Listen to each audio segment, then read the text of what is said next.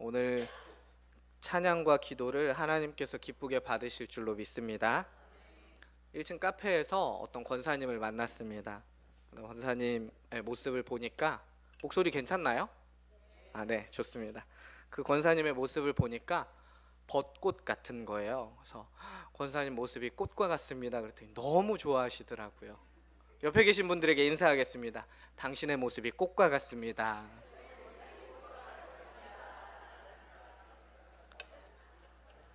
지난달에 설교 끝나고 나서 어떤 권사님이 저에게 와서 그러시는 거예요. 목사님의 설교가 자다가도 생각날 것 같아요. 놀리시는 거잖아요. 그래가지고 이 권사님이 나랑 친해지고 싶으신가 보다 생각을 했어요. 근데 잠을 못 잤어요, 정말로. 그래서 설교문이 점점 길어지는 저를 발견할 수 있었습니다. 또 어떤 권사님은 저한테 그러시더라고요. 목사님 설교를 듣는데 눈물이 찔끔 났어요.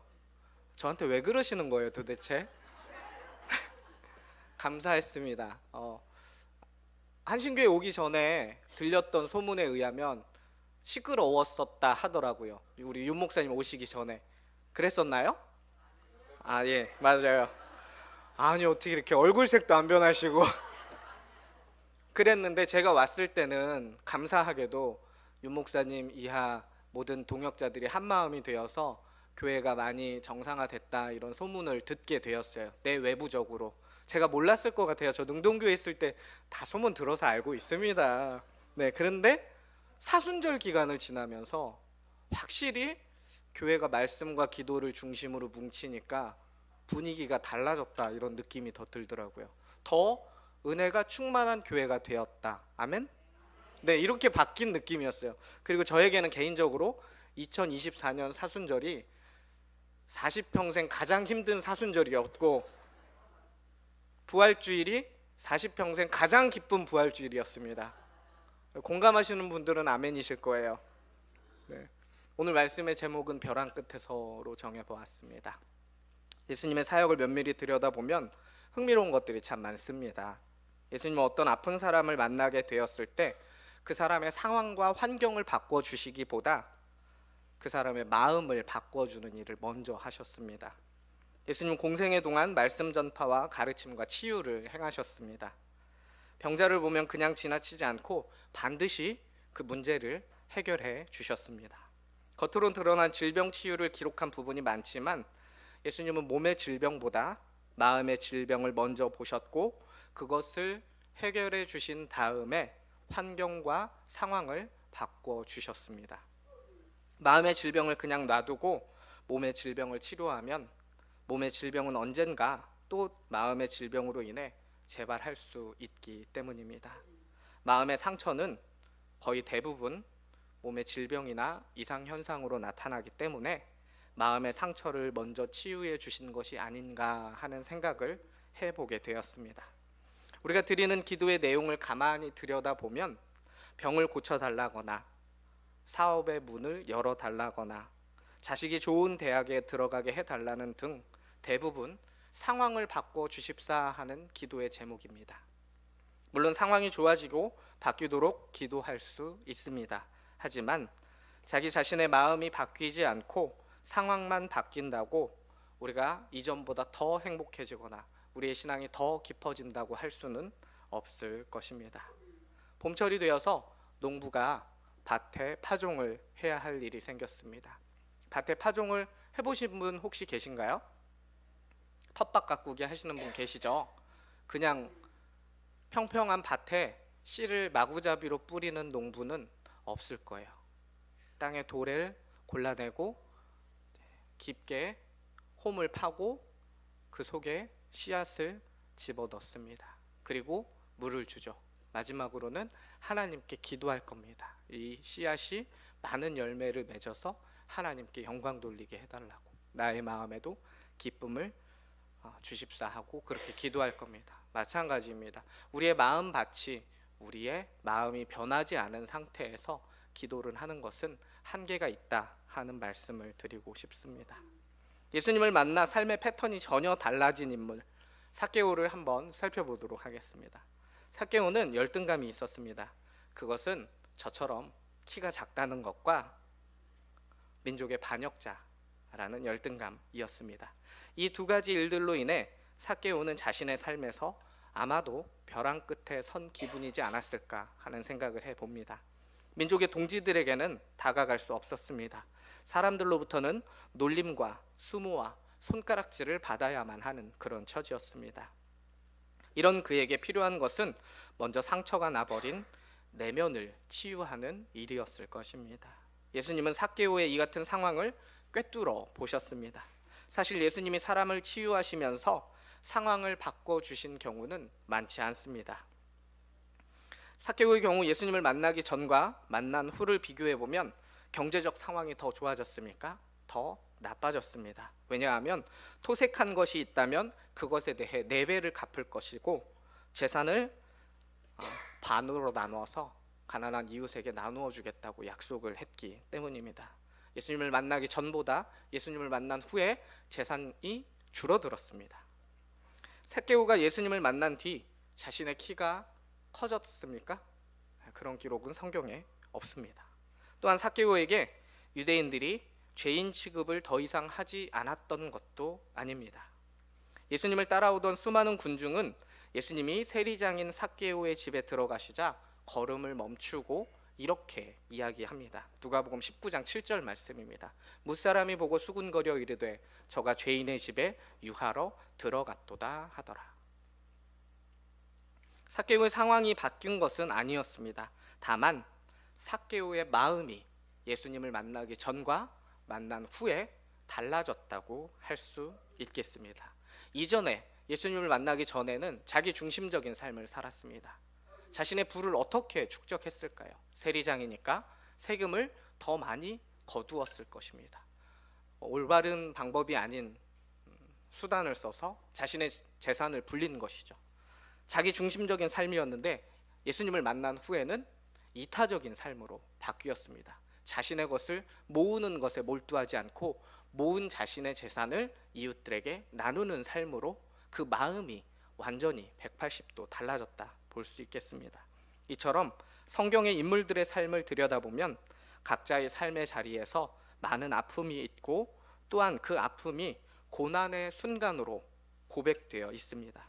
눈여겨볼 만한 것은 그 사람들 모두 이런 비통한 삶을 사는 가운데 자기의 힘에서 자기의 경험에서 희망을 발견하는 것이 아니라 하나님에게서 희망을 발견한다는 것에 있습니다. 그들이 이런 모든 어려움과 위기를 넘길 수 있었던 것은 오로지 하나님만을 의지하는 것을 통해 가능하다고 고백합니다. 오늘 우리가 함께 은혜를 나누고자 하는 말씀은 하나님을 의지하는 방법 중 특별히 기도에 관련된 내용입니다. 그 중에서 오늘 본문에 기록된 한 편의 기도는 바로 다윗의 기도입니다. 시편 61편은 탄원과 신뢰의 주제를 담고 있는 시로 다윗이 그 저자로 전해집니다. 이 시는 고난과 어려움 가운데서도 하나님께 대한 끈질긴 신뢰와 의지를 표현합니다. 개요와 배경을 간략히 살펴보도록 하겠습니다. 1절, 2절 말씀입니다. 1절, 2절 같이 한 목소리로 읽겠습니다.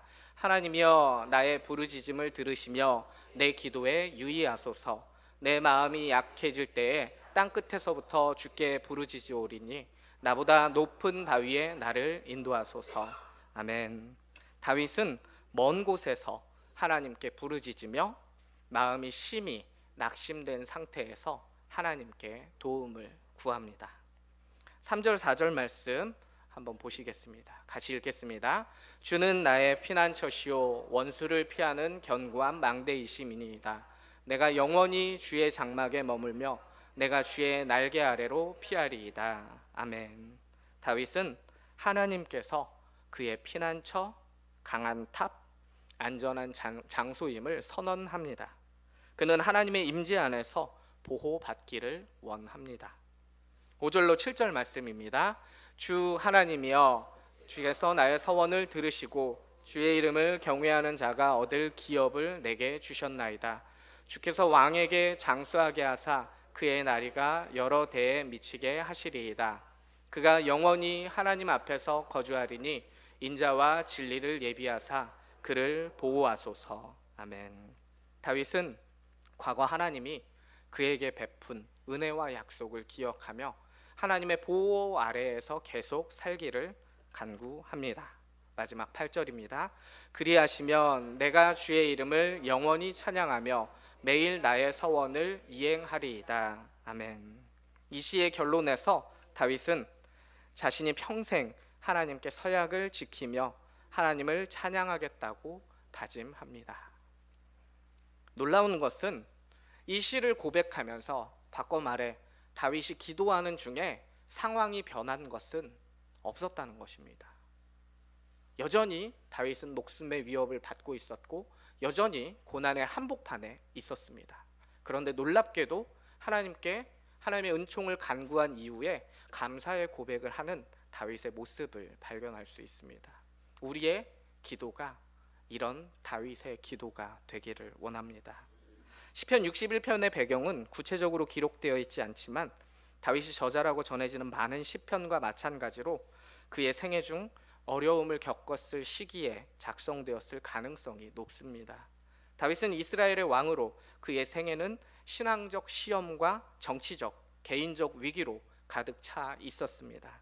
예를 들어 사울 왕의 추격을 받았던 시기나 자신의 아들 압살롬의 반란 등에서 그의 신앙은 크게 시험받았습니다. 시편 61편은 다윗의 개인적인 경험을 넘어서 모든 믿는 이들이 겪을 수 있는 고난과 시련 속에서 하나님을 향한 신뢰와 의지를 표현하는 보편적인 메시지를 담고 있습니다. 이 시는 독자들에게, 현대를 살아가는 우리들에게 어려움 속에서도 하나님의 끝없는 사랑과 보호를 신뢰할 수 있음을 생각나게 합니다. 우리의 상황과 우리의 형편이 이전과 달라지지 않았다 할지라도 우리의 마음이 바뀌어서 감사의 고백을 할 수 있게 되는 겁니다. 저는 이 배경과 개요의 기초에서 오늘 설교의 제목을 벼랑 끝에서라고 정했습니다. 여기서 벼랑 끝이란 한 발만 더 내디디면 천길 만길 떨어질 수밖에 없는 인생의 낭떠러지를 의미합니다. 앞으로 나아갈 수도 없고 뒤로 물러설 수도 없는 인생의 막다른 골목을 의미합니다. 다윗은 그의 여정 속에서 날마다 승승장구했던 사람이 결코 아닙니다. 성경의 인물 중 가장 뛰어난 사람으로 손꼽히는 다윗의 생애에도 숱한 어려움과 기가 막힐 위기의 순간들이 있었습니다. 우리가 잘 아는 것처럼 다윗은 자신의 목숨을 노리는 사울 왕으로 인해서 아주 오랜 기간 동안 고난을 경험해야만 했습니다. 사울 왕을 피해 이리저리 도피 생활을 하며 그는 참으로 많은 인생의 위기를 경험해야만 했습니다.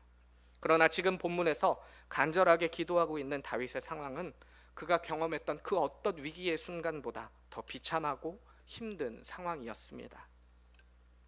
자신의 맏아들인 압살롬으로부터 배반을 당하고 목숨을 부지하기 위해 도망쳐야 하는 절박한 상황에 놓였기 때문입니다. 사랑하는 혈육인 아들이 일으킨 쿠데타로 인해 맨발로 궁을 뛰쳐나왔을 때 다윗의 심정이 어땠겠습니까? 불과 어제까지만 해도 자신에게 충성을 맹세했던 신하와 장수들이 압살롬의 편으로 돌아서서 자신을 죽이려고 달려드는 것을 볼 때 그의 심정이 얼마나 비참했겠습니까? 게다가 지금 다윗을 추격하는 압살롬의 군대는 불과 다윗 일행의 후미까지 다다른 상태이고 다윗은 고작 몇 안 되는 근위대와 함께 피신한 그런 모습입니다. 사면초가 말 그대로 다윗은 이러지도 저러지도 못하는 상황에 놓여 있습니다. 다윗에게 있어서 여기가 바로 벼랑 끝이나 다름없습니다. 육체는 육체대로 괴롭고 마음은 마음대로 비통한 상황에서, 다시 말해 인생의 벼랑 끝에서 다윗은 하나님께 부르짖어 기도합니다. 세번역 성경으로 오늘 말씀 2절 한번 같이 보겠습니다. 제가 읽어드리겠습니다.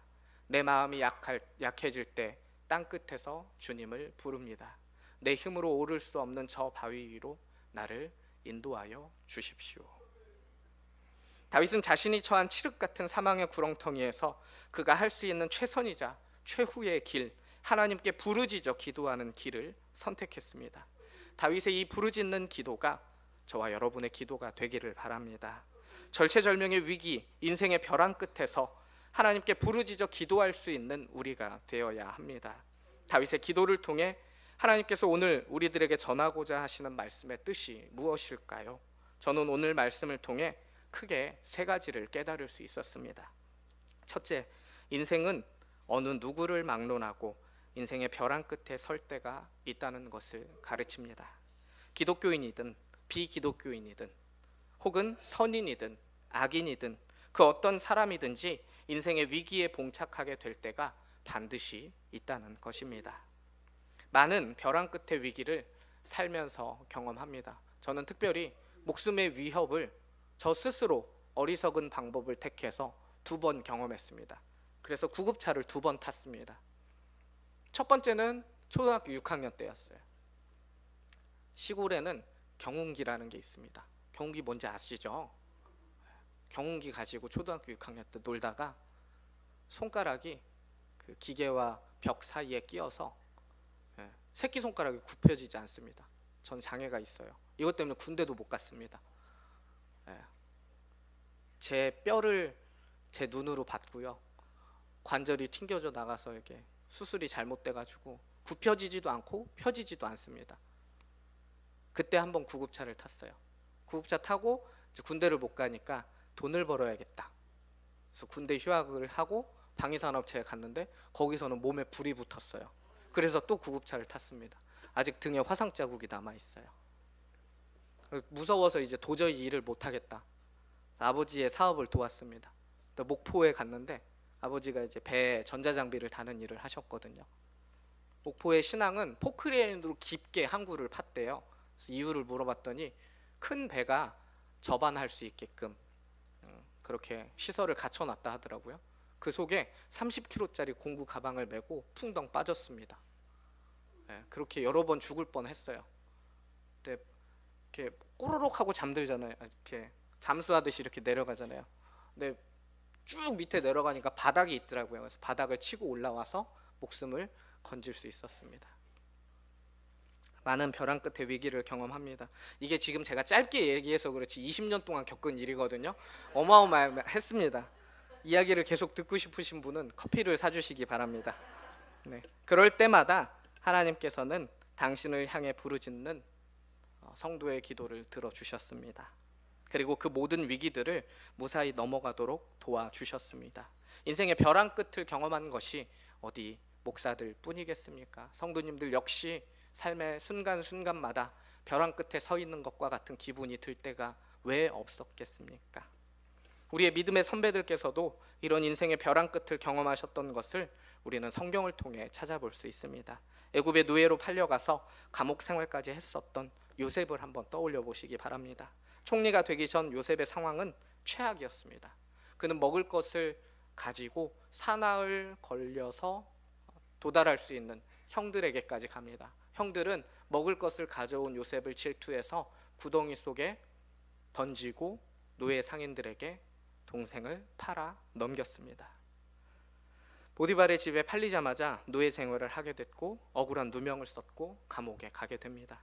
애굽으로부터 도망쳐 나와 광야에서의 숱한 위기를 경험했던 모세, 피지배층의 민족에 속하는 모세가 강대국 애굽의 최고 통치자와 대면하는 장면을 한번 떠올려 보시기 바랍니다. 인생 최대의 위기라고 해도 과언이 아닐 만큼 힘들고 두려운 시간이었을 것입니다. 적대자들의 음모로 사자굴에 던져진 다니엘, 사명을 피해 달아나다가 큰 물고기에 삼켜졌던 요나, 이세벨을 피해 로뎀나무 아래에서 죽기를 간청했던 엘리야, 많은 성경의 인물들이 인생의 벼랑 끝을 경험한 사람들입니다. 그러나 이들 모두 자신들이 처한 벼랑 끝에서 하나님을 향해 부르짖어 기도했을 때 하나님은 그들을 절박한 위기에서 건져주셨고 인생의 높은 곳에 서도록 하셨음을 꼭 기억하시기 바랍니다. 절체절명의 위기 속에서 몸부림치며 부르짖는 기도를 하나님께서 외면하지 않으십니다. 여러분도 각자의 인생 속에서 벼랑 끝과도 같은 위기를 경험한 적이 있을 것입니다. 어쩌면 지금 이 순간 이러지도 저러지도 못하고 발만 동동 구르며 인생의 벼랑 끝에 서 있는 것과 같은 기분을 느끼는 분도 있을지도 모릅니다. 기억하시기 바랍니다. 우리가 인생의 벼랑 끝에 서 있다 할지라도 끝까지 신앙을 포기하지 않고 하나님께 부르짖어 기도한다면 하나님께서는 반드시 우리를 그 위기로부터 건져 주실 줄로 믿습니다. 그리고 우리로 하여금 인생의 높은 곳에 설 수 있도록 도움을 베풀어 주실 것입니다. 둘째, 사람들이 큰 위기에 봉착했을 때 두 가지 유형으로 반응한다는 것을 가르칩니다. 하나는 믿음 없는 모습, 다른 하나는 믿음 있는 모습입니다.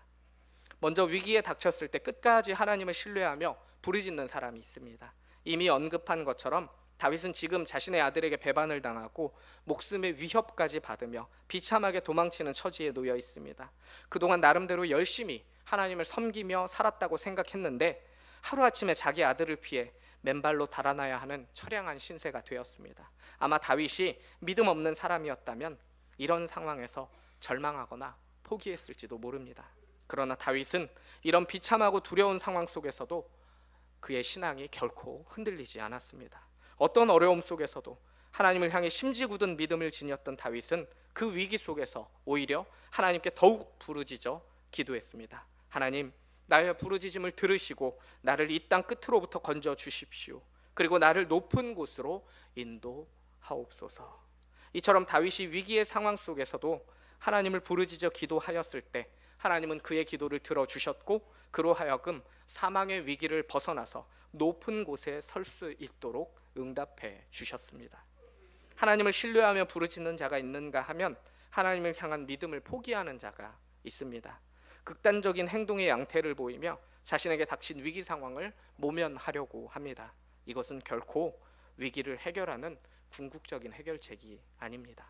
믿음을 포기하는 것은 위기를 피해 도망치는 행위일 뿐입니다. 벼랑 끝의 위기 상황에서 믿음을 버리고 낙심하는 사람들은 하나님의 놀라운 구원의 역사를 절대로 경험할 수가 없습니다. 왜냐하면 믿음을 포기하는 것은 결국 하나님을 포기하는 것과 다를 바 없기 때문입니다. 여러분은 벼랑 끝에서 어떤 유형으로 반응하는 사람입니까? 삶의 벼랑 끝에서 쉽게 좌절하고 믿음을 포기해 버리는 사람입니까? 아니면 끝까지 하나님을 향한 믿음을 저버리지 않고 부르짖어 기도하는 사람입니까? 바라기는 여러분 모두 인생의 벼랑 끝에 서게 될지라도 결코 그 믿음이 흔들리지 않으며 오로지 하나님께 부르짖어 기도하는 성도가 되시기를 바랍니다. 그럴 때 하나님의 놀라운 구원의 기적과 부어주시는 복을 경험하게 될 줄로 믿습니다. 셋째, 부르짖어 기도할 때 하나님이 반드시 응답하신다는 것을 가르칩니다. 부르짖는 기도란 무엇일까요? 그 사전적인 의미는 체면과 지위를 넘어서 몸부림치며 소리 높여 드리는 기도입니다. 만약에 목욕탕에 불이 났다고 한번 상상해 보시기 바랍니다. 남자건 여자건 옷을 제대로 차려입고 넥타이도 이렇게 매고 단추도 채우고, 단추가 안 채워져요. 살쪄가지고. 점잖게 나갈 사람은 아무도 없을 거예요. 체면이고 뭐고 볼 것 없이 맨몸으로 수건 한 장만 두르고 뛰쳐나올 것입니다. 지금 당장 죽게 되었는데 체면이 무슨 소용이고 지위가 무슨 상관이냐는 것입니다.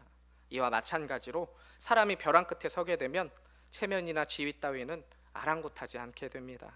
다윗은 일국의 왕이었던 사람입니다. 당시 왕의 권위나 지위는 오늘의 대통령과는 비교할 수 없는 더 절대적이고 막강했습니다.